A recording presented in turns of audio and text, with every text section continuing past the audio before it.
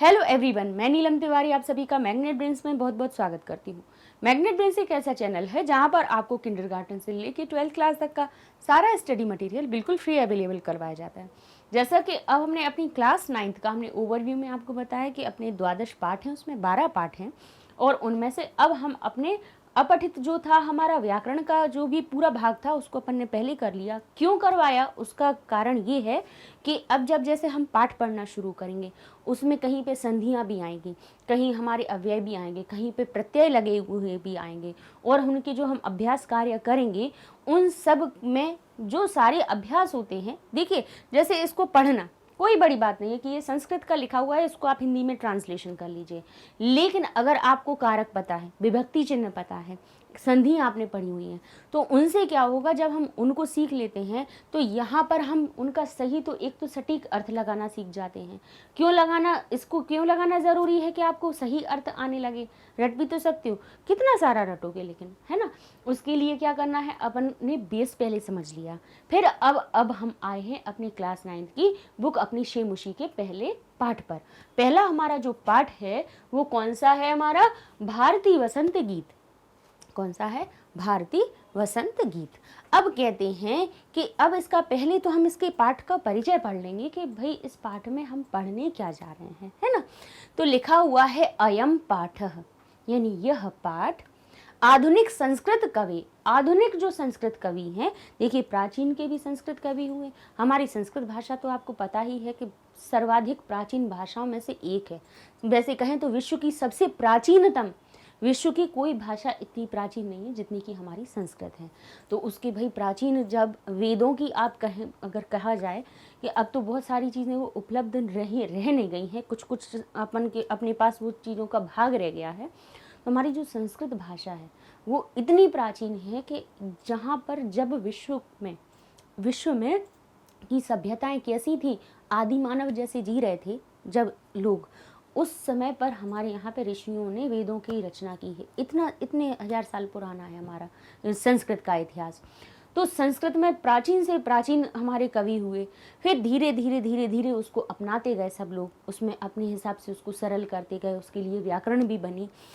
फिर उसी में हमारे जो आधुनिक कवि हैं, एक आधुनिक संस्कृत के कवि हैं। ऐसा नहीं है कि प्राचीन भाषा ही हो गई है, आधुनिक कवि भी संस्कृत में कविताओं की रचना करते हैं, जैसे हिंदी में भी लोग करते हैं, अपनी कविताएं बनाते हैं, निबंध बनाते हैं, एकांकी नाटक बनाते हैं। ऐसे आधुनिक कवि भी संस्कृत कवि हमारे समाज में हैं, जिनमें से कह रहे हैं कि अयम पाठ, यह पाठ आधुनिक संस्कृत कवि, यानी आधुनिक संस्कृत कवि जो हैं कौन, पंडित जानकी वल्लभ शास्त्री। कौन है, पंडित जानकी वल्लभ शास्त्री।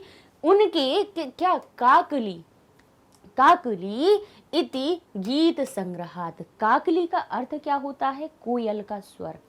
क्या होता है, कोयलों की वाणी। उनका एक संग्रह है, क्या, गीत संग्रहात। गीत संग्रहात है, गीतों का संग्रह है जिसमें उसका नाम क्या है, काकली। ठीक है, पाठ उनकी एक रचना है, एक ग्रंथ है, गीत संग्रह है जिसमें बहुत सारे गीत हैं। उन्हीं में से एक ये ले लिया है भारतीय वसंत गीत, है ना।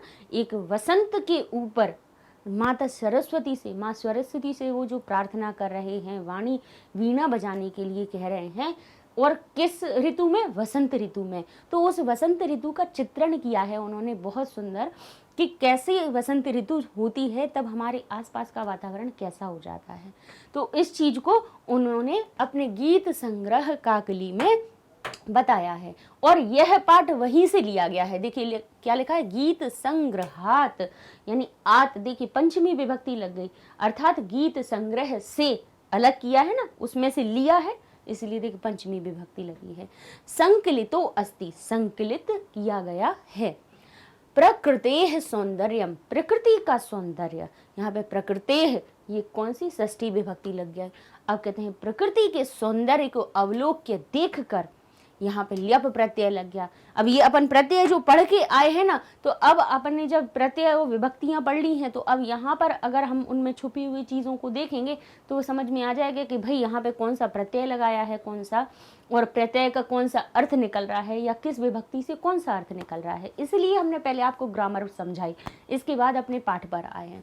कह रहे हैं प्रकृति सौंदर्यम, यानी प्रकृति के सौंदर्य को देखकर, कह रहे हैं देखकर ही कहते हैं सरस्वत्यः, सरस्वती वीणायाः, सरस्वती की जो वीणा है मधुर झंकृत्यः, यानी क्या कहते हैं झंकार करने लगी, मधुर यानी मीठे स्वर में झंकृत्य होने लगी, यानी कैसे बजने लगी, प्रभवितुम यानी प्रभावित होने लगी, यानी प्रभव का अर्थ होता है बहना, यानी उनकी जो वीणा की जो मधुर ध्वनि है वो प्रभावित होने लगी, बहने लगी, सब जगह गूंजने लगी। शक्यंते इति, यानी कैसे सभी जगह कैसी होने लगी, गूंजने लगी मधुर ध्वनि। इति भावना पुरस्परम, इस भावना से प्रेरित होकर, ये भावना उसके अंदर है, किसमें, इस पाठ में इस भावना को दिखाया गया है कि वसंत ऋतु के सौंदर्य को देख करके सरस्वती जी की जो वीणा है उसमें भी से मधुर झंकार उत्पन्न होने लगी। इस भावना को से ओतप्रोत होकर कवि प्रकृति सौंदर्यम वर्णयन, कवि ने प्रकृति सौंदर्य का वर्णन किया है। सरस्वती वीणा वादनाय, सरस्वती से और इस प्रकृति के सौंदर्य के लिए वो क्या कह रहे हैं, वर्णयन, वर्णन को किससे, सरस्वती वीणा वादनाय संप्रार्थे, वो क्या कह रहे हैं कि इस प्रकृति के जो सौंदर्य को आप अपनी वीणा के द्वारा, वीणा के साथ में इसको क्या कीजिए आप, देखिए संप्रार्थे, प्रार्थना कर रहे हैं, माता सरस्वती से प्रार्थना कर रहे हैं, किसकी, वीणा बजाने के लिए। वादनाय क्या हो गई, चतुर्थी विभक्ति, कह रहे हैं इस प्रकृति के सौंदर्य के साथ में क्या कह रहे हैं, सरस्वती माता से, माँ सरस्वती से प्रार्थना कर रहे हैं, संप्रार्थयते, समान रूप से प्रार्थना कर रहे हैं कि आप वीणा का वादन कीजिए, वीणा वादन के लिए संप्रार्थयते, संप्रार्थना यानी प्रार्थना कर रहे हैं। तो इसका अगर हिंदी में हम एक पहले अपना थोड़ा सा परिचय ले लेते हैं, सार देख लेते हैं कि क्या है। हिंदी के प्रसिद्ध कौन से छायावादी कवि हैं, जो कौन है, कवि पंडित जानकी वल्लभ शास्त्री हिंदी के कवि हैं। समझिए, छायावाद के हिंदी के कवि हैं, लेकिन उन्होंने संस्कृत में भी श्रेष्ठ रचनाएं की हैं। तो कह रहे हैं कि संस्कृत के भी श्रेष्ठ कवि हैं। इनका एक गीत संग्रह है जो काकली नाम से प्रसिद्ध है।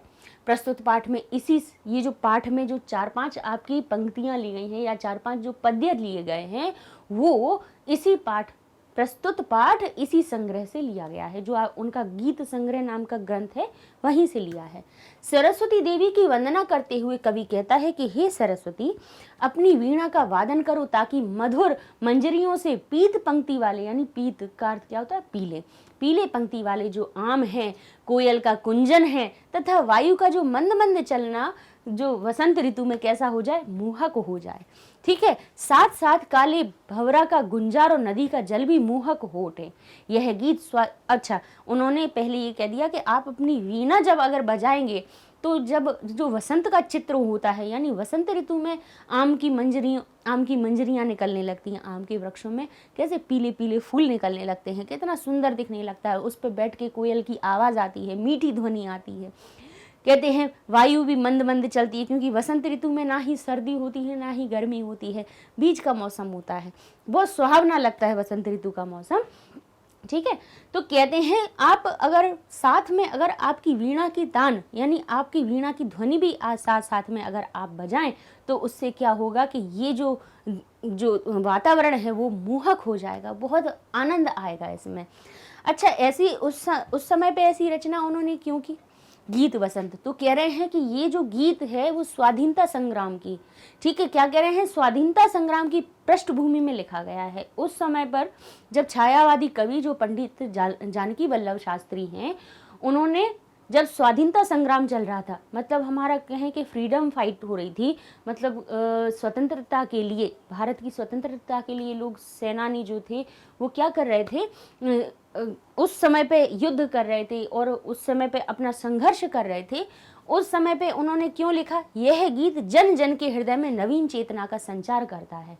उस समय पे देखिए, जब क्या होता है, हर जगह निगेटिविटी फैली हुई हो, जहाँ पे हर जगह तनाव का माहौल हो, तो उस समय पे ये जो छायावादी कवि थे, उन्होंने ऐसे गीत की रचना की कि जिसको पढ़ करके, जिसको सुन करके लोगों का मन कैसा हो, शांत हो और उनके अंदर नई चेतना आए, है ना, क्योंकि वही माहौल से हर कोई कैसा हो जाता है उस समय। जब देखिए कि एक समय पे अगर सब जगह विपत्तियां दिख रही हों तो लोगों का मन दुखी हो जाता है, खिन्न होने लगता है।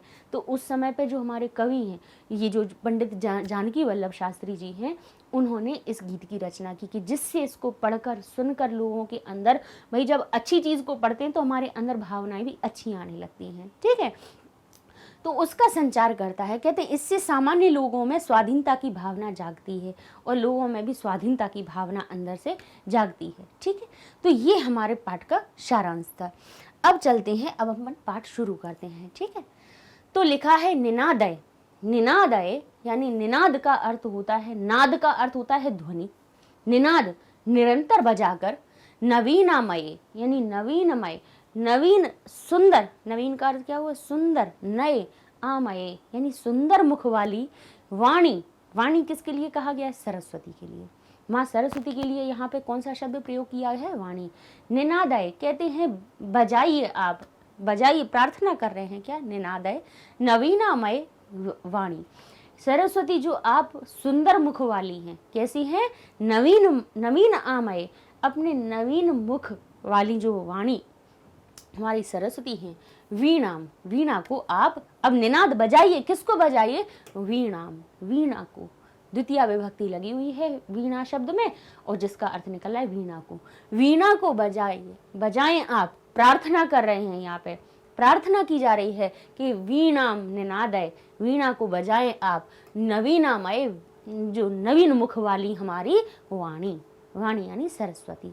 आप हे सरस्वती जो आप नवीन मुख वाली हैं, जो सुंदर मुख वाली हैं, वो किसको बजाएं, निनाद कीजिए, उस निरंतर वादन कीजिए, किसका, वीणा का। क्यों कह रहे हैं, और कैसा कि मृदुम गाय गीतिम ललित नीति और लीनाम, और उसमें से जो आपकी गीत निकले, जो आप वीणा जब बजाएं तो उसमें से जो स्वर निकले, उसमें से जो गीत कैसे, मृदुम गाय यानी मीठे मीठे गीत, कह रहे गीतिम गाय यानी गाएं आप, कैसे, कह रहे ललित नीति लीनाम, नीति से लीन हो, जिसमें देखिए नीति से लीन का अर्थ क्या हुआ, आपने देखा है कि देखिए बजाने के लिए बांसुरी भी हर कोई, बांसुरी एक ऐसा यंत्र है, बांसुरी हुई, तबला हुआ, हारमोनियम हुआ, ये सब कैसे होते हैं, संगीत के हमारे वाद्य यंत्र होते हैं, जिनको कोई वाद्य यंत्र होते हैं यानी बजाने के लिए, इनको कोई ना कोई, हर एक में कला नहीं होती है लेकिन हर कोई बजाने का प्रयास करता है। अगर उसको नीति के साथ में यानी उनके उसको स्वरों के साथ में अगर बजाया जाए तो वो ही मधुर गान करने लगती हैं, उसके अंदर से मधुर आवाज़ आने लगती है। और उसी को अगर बिना नीति के ऐसे दब दब दब दब कर दो आप तो तबले की आवाज़, कहीं तो वो तबला इतना मोहक लगने लगता है और वहीं कहीं तबला कैसा लगेगा, अरे क्यों बजा रहे हो, सिर दुख रहा, बंद कर दो ऐसा हो जाता है। तो वही यहाँ पे कह रहे हैं कि मृदु यानी मीठा गाय, जो गाना है उस या फिर उसकी ध्वनि है या उसकी आवाज़ है, गीत जो आपकी वीणा में से निकलने वाला जो गीत है वो कैसा हो, कह रहे हैं ललित नीति लीनाम, लीन हो यानी मग्न हो, नीति से भरा हुआ हो, यानी जिसमें स्वर भरे हुए हों, उसमें स्वरों से, नीति से कैसा हो, लीन हो, ऐसा ललित गीत गाएं प्लीज। मतलब कह रहे हैं प्रार्थना करें, जैसे कहते हैं प्लीज आप ऐसा कीजिए, तो वही कह रहे हैं कि ऐसा गीत आप मृदु, ऐसा मीठा गीत आप गाइए, मधुर। और क्या बता रहे हैं अब, वो क्या कह रहे हैं कि ऐसा आप मीठा नीति युक्त आप ऐसा गीत गाइए। क्योंकि क्यों बता रहे हैं, कह रहे हैं कि मधुर यानी जो मीठा है, क्या, कौन, मंजरी, मधुर मंजरी। मंजरी किसको कहा जाता है, जो पेड़ जब हमारे क्या होते हैं, पेड़ होते हैं, उन पे जब फूल लगते हैं, फूलों को क्या कहा जाता है, फूलों में सुंदर सुंदर कलियां निकलने लगती हैं, उनको मंजरी कहा जाता है। और उनके जब वो जो गुच्छे इकट्ठे हो जाते हैं, एक अकेली कली नहीं, जब फूल की कलियां बहुत सारी इकट्ठी गुच्छों में हो जाती हैं, उनको मंजरी कहा जाता है, ठीक है। छोटे छोटे देखा होगा आपने, अलग हर एक पेड़ में फूल निकलने का एक समय होता है और वो कब निकलते हैं, वसंत ऋतु में निकलते हैं। तो कह रहे हैं मधुर मंजरी, मधुर जो मीठे हैं। अब मधुर देखिएगा कि मधुर किसके लिए आ रहा है, मीठी कैसी, मंजरी, मंजरियाँ जो हैं वो पिंजरी, पिंजरी का अर्थ क्या हुआ कि पीले, पीले जो मंजरी कैसी है, पिंजरी पीले रंग की हैं, भूतमाला, जिनकी माला कैसी है, कह रहे हैं पीले रंग की मंजरियों की जो माला है वो कैसे कह रहे हैं, वसंते, वसंत में, लसंती है, कैसी बहुत लसत मतलब रस युक्त हो रही है, सरसा रस से युक्त है, रसाला, आम के, रसाल कौन हो, आम के वृक्ष, आम के वृक्ष। अब देखिए आम के वृक्षों की विशेषता बताई जा रही थी, यहाँ से रसाला से हमें पता चला कि रसाला यानी आम के वृक्षों की ये विशेषता बताई जा रही है कि जो रसाल हैं यानी आम के वृक्ष हैं, देखिए बहुवचन का रूप लिखा है, रसाल किसको कहते हैं, आम को कहते हैं, और रसाल में बड़े की मात्रा का विसर्ग लगा के बहुवचन का रूप बन गया। तो ये क्या कह दिया, आम के जो वृक्ष हैं सरस यानी ऐसा लग रहा है कि रस से युक्त हो गए हों, किससे, वसंत में, वसंत में रस से युक्त हो गए हों, किससे सराबोर है, कह रहे पंक्तियां उसकी किस चीज की बन गई हैं, कह रहे हैं मधुर मंजरी पिंजरी, यानी जो पीले रंग की माला है, किसकी, मंजरियों की, आम के वृक्षों पर कैसे कह रहे हैं कि पीले रंग की जो मंजरियां हैं, मधुर मंजरियां हैं, उनसे रसाल हो गया है, हमारा सरस हो गया है, यानी रसाल जो हमारा आम का वृक्ष है, रसाल किसको कहा जाता है, आम को कहा जाता है। तो कह रहे हैं आम का जो वृक्ष है वो कैसे हो गए हैं, आम वृक्ष हमारी मंजरियों से, पीले रंग की फूल की पंक्तियों से कैसे दिख रहे हैं, सरस दिख रहे हैं। ठीक है, कह रहे हैं कपाला, अब कह रहे हैं कपाला ललित कोकिला काकली नाम, और कपाला यानी चारों ओर आप देखेंगे कह रहे हैं कि ललित यानी सुंदर, मीठा, क्या कह रहे हैं, कोकिला कोयलों का समूह, कपाला यानी कोयलों का समूह, क्या कह रहे हैं, काकली नाम यानी कोयलों के जो समूह हैं उन वृक्षों पर कैसे हो रहे हैं, काकली नाम, अपनी मधुर ध्वनि से ललित यानी शोभायमान हो रहे हैं, शोभा दे रहे हैं। ठीक है, अच्छा तो क्या कह दिया कि वसंत में जो रसाल हैं, आम के वृक्ष हैं, जो कैसे हो गए हैं, सरस हो गए हैं, शोभा, शोभा पा रहे हैं, कैसे, किन चीजों से शोभा पा रहे हैं, वो कह रहे हैं वसंत में, वो किन से, मधुर मंजरी पिंजरी, पिंजरी का अर्थ क्या हुआ, पीले रंग वाली, पीले रंग वाली, भूतमाला यानी पंक्तियां, पीले रंग की, ऐसे लग रहा है कि पंक्तियां सजी हुई हों, ऐसा प्रतीत हो रहा है। कह रहे मधुर मंजरी, मीठी मीठे आम की, आम कैसे होते, मीठे होते हैं, तो इसीलिए उसकी मंजरियों को भी मधुर कह दिया है ना, कि मधुर मंजरियां जो हैं पीले रंग की, उनकी माला वसंत में शोभित हो रही हैं, किस पर, हमारे आम जो है वो कैसे सरस हो गए हैं, ऐसा शोभित हो रहा है। और उन्हीं पे कह रहे हैं समूह, किनका, कोकिला, कोयलों का जो समूह है वो भी सुंदर दिखाई दे रहा है, काकली नाम, और उससे भी अच्छी लग रही है कि कोयलों की ध्वनि, काकली, काकली शब्द का अर्थ क्या होता है, कोयलों की, कोयलों की जो ध्वनि है, आवाज है, वो कैसी लग रही है, मधुर लग रही है। तो ऐसे वो कह रहे हैं कि निनादय नवीन नवीनामय वाणी वीणाम, तो आप ऐसे मौसम में, ऐसे वसंत ऋतु में आप निनाद कीजिए, नवीन मुख वाली हे वाणी, हे सरस्वती, आप वीणा का निनाद करिए, आप उसका क्या कीजिए, वादन कीजिए। ठीक है, तो ये हमारे पहला जो पाठ है उसका भी, हमारा जो पहला पद्य है उसका ये हमारा आपको हमने अर्थ बता दिया। फिर से एक बार हमारे साथ में पढ़ लीजिए। उच्चारण हम जब बार बार किसी चीज़ का करते हैं, किसी भी, देखिए संस्कृत में हमें सिर्फ सुनना नहीं है, हम साथ में हम उच्चारण भी करेंगे।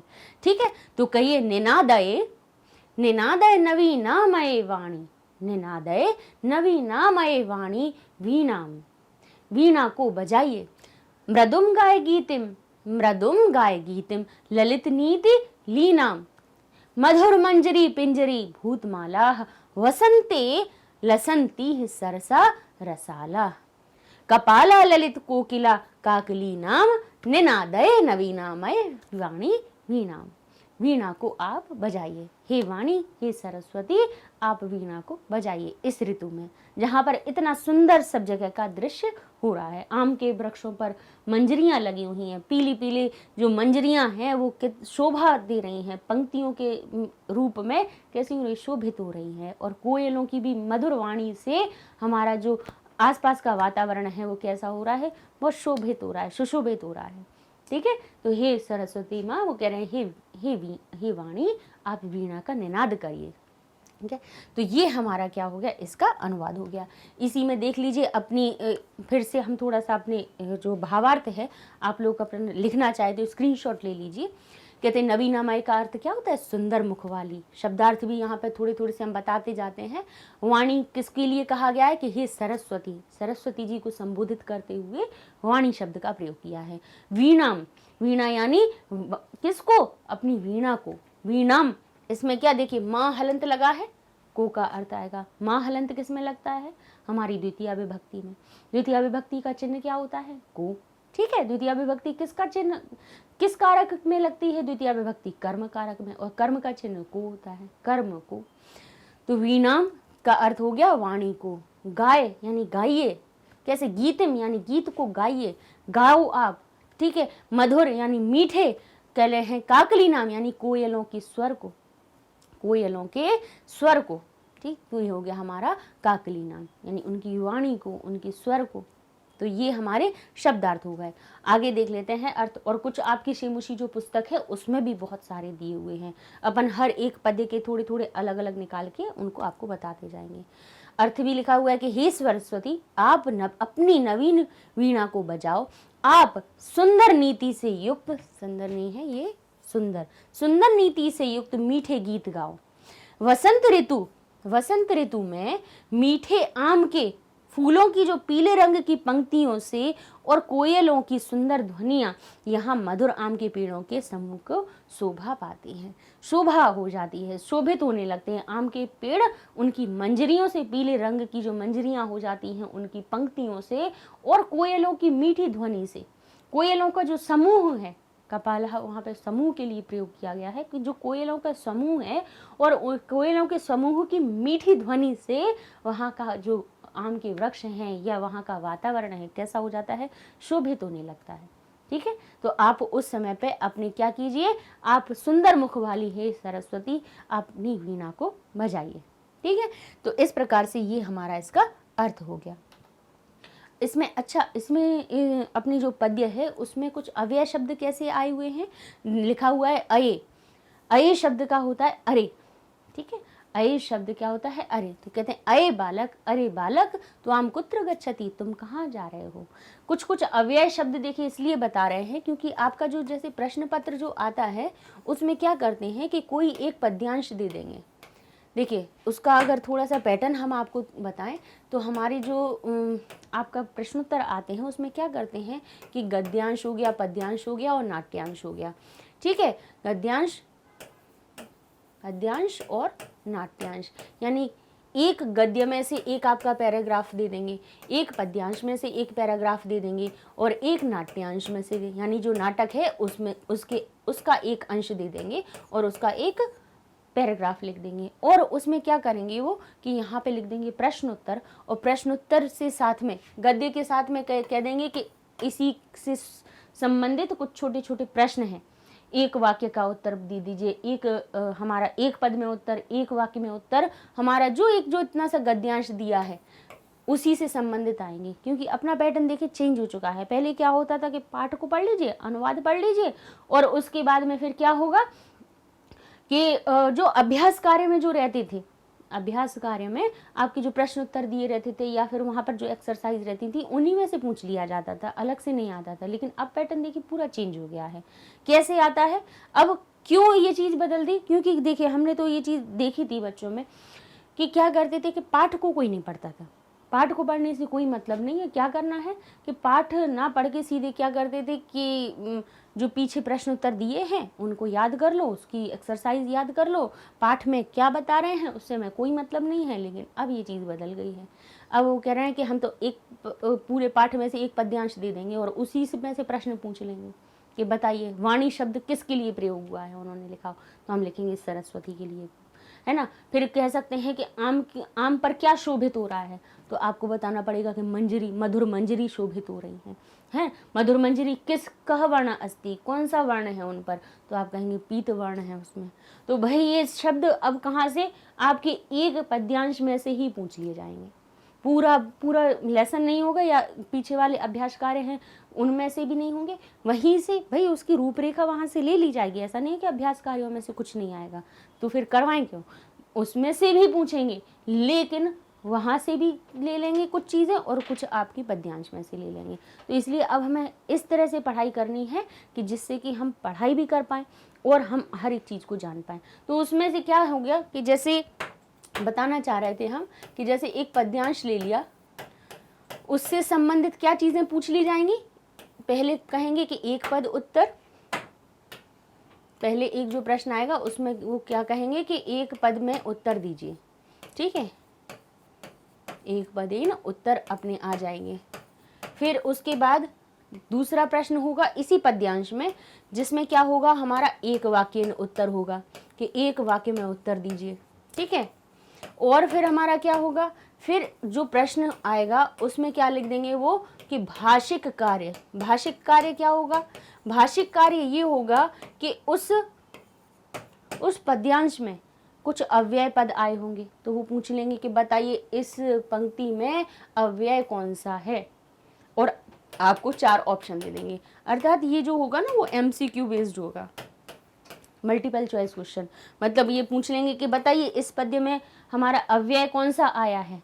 तो अब अगर आपको पता है कि इस पद्य में अव्यय 2 आए हैं, कि एक अये है और इह, ये 2 हमारे अव्यय आए हैं इसमें, तो आप वही बता देंगे कि हाँ भाई ये है, और नहीं पढ़ा है तो फिर नहीं बता पाएंगे। इसलिए अब ये छोटी छोटी सी चीज़ें हैं वो भी अपन हर पद्य या हर गद्य के साथ में लेके पढ़ेंगे। अपन एक गद्यांश पढ़ेंगे, उसके बाद के शब्दार्थ भी समझेंगे कि भाई इसका अर्थ क्या है। क्योंकि देखिए शब्दार्थ क्यों हम आपको बता रहे हैं, जिसमें क्या है कि जैसे उन्होंने पूछा नवीनामय और उसी का समानार्थी शब्द पूछ लेंगे, तो भाई उसको अपन वो बता सकते हैं। वाणी लिखा हुआ हो कि वाणी समानार्थक पदः कः, बताइए कि वाणी का समानार्थक पद क्या है। तब आप बता देंगे कि आपने पढ़ा है कि वाणी किसके लिए प्रयुक्त हुआ है, सरस्वती के लिए, तो आप सरस्वती पर आप टिक कर सकते हैं, है ना। तो अब हमें इस तरह से अपनी स्ट्रेटेजी को चेंज कर लेना है, अपन को बदलाव करके ही पढ़ाई करनी है, ठीक है। अब देख लेते हैं, तो हमारे यहाँ पे क्या 2 अव्यय आए हैं इस पद्य में, कि कौन सा हुआ, एक है अये, जिसका अर्थ क्या होता है, एक संबोधन सूचक, जैसे कहते हैं अरे बालक, हे बालक, ये इस प्रकार का। और इह जो शब्द है वो भी यहाँ के लिए प्रयोग होता है कि इह मधुरम स्वरम सर्वत्र गुंजति, यहाँ पर मधुर जो हमारा स्वर है सर्वत्र गुंजति, सब जगह गुंजित होता है। ये वाक्यों में प्रयोग करके बता दिया कि किस प्रकार से, देखिए वाक्य का प्रयोग करके हमें अर्थ याद रहता है, ठीक है। आगे देख लेते हैं, विशेषण विशेष्य भी पूछ लेंगे कि बताइए वीणाम विशेषण पदः कः, बताइए वीणा का विशेषण पद क्या है, और 4 ऑप्शन दे देंगे। तब उसमें से आप बताएंगे कि नवीनाम, नवीन जो शब्द है वो वीणा का विशेषता बता रहे हैं। अब कह रहे हैं कपाल कला, कह रहे हैं कलापह, तो क्या कह रहे हैं यहाँ पे, बताइए उसको क्या, उसका विशेषण क्या है, किसके लिए बता रहे हैं कि सरस रसाल। सरस रसाल यानी जो मीठे, सरस किसके, रस युक्त जो आम के वृक्ष हैं उनकी विशेषता कौन बता रहे हैं, कलाप, ठीक है। उनकी विशेषण बन गया हमारा सरस और रसाल, ठीक है। फिर कहते हैं नीति, नीति शब्द विशेष्य है, बताइए इसका विशेषण क्या है, तो ललित, ललित लीन, ललित नीत लीनाम, तो जो नीति शब्द का विशेषण क्या हो गया हमारा, ललित शब्द। कैसा बोले, विशेष नीति युक्त तो गीत बनाना है, कैसा, तो ये यहाँ पे नीति ना होके यहाँ पे गीत ही होना चाहिए, क्योंकि ये गीत की विशेषता आ रही थी, इसमें नीति में नहीं होगा, इसको ठीक कर लीजिएगा। क्योंकि गीत विशेषण विशेष शब्द है, उसकी विशेषता किसने बताई कि गीत कैसा बनाइए, ललित नीति लीना, ललित हो, नीति युक्त हो और उससे लीन करने वाला हो, ठीक है। तो ये गीत शब्द यहाँ नीति ना करके यहाँ कर लीजिएगा विशेष शब्द गीत, गीत की विशेषता इन तीनों ने बताई है, तो ये विशेषण होगा, ठीक है। तो इस तरह से ये हमारे विशेषण और विशेष्य अपने इस पद में आए हैं। शब्दों के अर्थ भी हमने आपको बता दिए और हमने आपको इसके भावार्थ भी बता दिए। अच्छा, अब अपन देखिए किस तरह से पढ़ाई करने वाले हैं इस वीडियो में, इसलिए ये चीज़ें बता रहे हैं क्योंकि अपन ये चीज़ें नहीं करने वाले हैं। इसी में से वो अन्वय भी पूछ सकते हैं, तो और ये भी कह सकते हैं, भाव भी आ जाता है कि भाव बताइए, इस पद्य का भाव बताइए। तो अभी क्या करेंगे, पहले अपन सारे गद्यांशों को पढ़ लेंगे, उसके बाद फिर अभ्यास कार्यों को कर लेंगे, और उसके बाद फिर एक अन्वय, यानी हर एक पाठ के जो अन्वय हैं उनको अपन अलग पढ़ लेंगे। एक वीडियो में भाव बता देंगे कि भाई उस जो हमारा पाठ है उसके पद्यांशों का भाव क्या है, वो अपन सीख लेंगे। ठीक है, तो इस प्रकार से हम क्या होगा कि हम सारी चीज़ों को कवर करके चलेंगे, एक पाठ पर पूरी तरह से उसका हमें ज्ञान हो जाए। ठीक है, कोई भी चीज़ कहीं से भी कोई भी पूछ ले, हमें कहीं पे परेशानी ना आए। ठीक है, तो इस तरह से चलते हैं। अब हम थोड़ा सा आपको मैग्नेट ब्रेन्स अपनी वेबसाइट के बारे में बता देते हैं कि हमारा जो यूट्यूब पे अभी तक आप जो सर्च करते थे, उसके साथ साथ अब आप हमारी वेबसाइट से भी आप वीडियोस को सर्च कर सकते हैं। और ये इसलिए क्योंकि जो हम यूट्यूब पे सर्च करने में हमें परेशानियां आती थी, प्लेलिस्ट ढूंढ रहे हैं, कोई वीडियो मिल रहा है, कोई नहीं मिल रहा है, जबकि हैं अपने सभी चीज़ें अपने पास, हर चीज़ का कलेक्शन है, लेकिन फिर भी नहीं मिल पा रहा है। हर चीज़ अपने पास समूह में है लेकिन नहीं मिल पा रहे हैं, तो उसके लिए अपन मैग्नेट ब्रेन्स वेबसाइट पे जाके आराम से सर्च कर सकते हैं। कैसे कि आप गूगल पे सर्च कीजिए, क्या गूगल टैब पे लिख लीजिए magnetbrains.com। जैसे ही आप इंटर करेंगे आपके सामने ये पेज ओपन हो जाएगा। इसको आप थोड़ा सा स्क्रॉल करेंगे तो यहाँ पे आपको दिखेगा मैग्नेट ब्रेन्स की अपनी इस तरह से लिस्ट दिखने लगेगी। कैसी कि यहाँ लिखा होगा आपकी क्लास 10th से क्लास 1st से 12th तक के सारे क्लासेस लिखी हुई हैं। ये क्यों लिखी हुई हैं? इसलिए कि आप जिस क्लास को सर्च करना चाहते हैं आप उसी को क्लिक कीजिए, आपके सामने उसके सब्जेक्ट की लिस्ट आ जाएगी। मान लीजिए आपने क्लास 9th सेलेक्ट किया, तो जैसे ही आप क्लास 9th को सिलेक्ट करेंगे तो देखेंगे आपको सिर्फ क्लास 9th की सारी वीडियोज़, सारे जो सब्जेक्ट्स हैं वो दिखने लगेंगे। इनमें भी मान लीजिए कि आपको जैसे संस्कृत दिखना है तो आप संस्कृत पे जैसे क्लिक करेंगे तो वैसे ही आपके सामने एक संस्कृत का पेज ओपन हो जाएगा। ठीक है, और उसमें भी देखेंगे तो यहाँ जो लिस्ट है, यहाँ पर क्या लिखा है, जैसे चैप्टर वाइज वीडियोस, तो पहला क्या लिखा है, चैप्टर 1 संधि प्रकरण। जैसे यहाँ पे अभी कौन सी व्याकरण की चल रही है, ये व्याकरण की लिस्ट है, तो अभी व्याकरण की सारी चीज़ें आपको यहाँ पे मिल जाएंगी। फिर धीरे धीरे जैसे ही लिटरेचर भी हमारा पूरा होगा वो भी उसमें ऐड होता जाएगा।